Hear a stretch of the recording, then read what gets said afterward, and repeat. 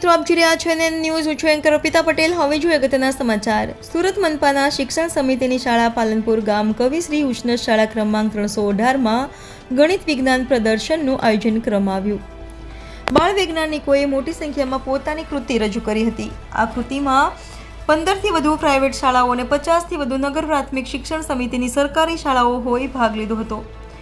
બાળ વૈજ્ઞાનિકોએ પોતાની કૃતિ મૂકી અને એમના વિચારો રજૂ કર્યા હતા. 6 જેટલા નિરીક્ષકોએ 1, 2, 3 નંબર આપી બાળકોને પ્રોત્સાહિત કર્યા હતા. રાંદેર ઝોનમાં મોટાભાગની પ્રાઇવેટ શાળાઓએ ભાગ લીધો હતો.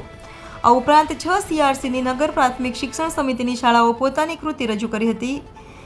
NN news Surat. દર્શક મિત્રો, NN ન્યૂઝને લાઇક, શેર, સબસ્ક્રાઇબ કરો, બેલ આઇકન પ્રેસ કરો જેથી આપને નોટિફિકેશન્સ મળતી રહે.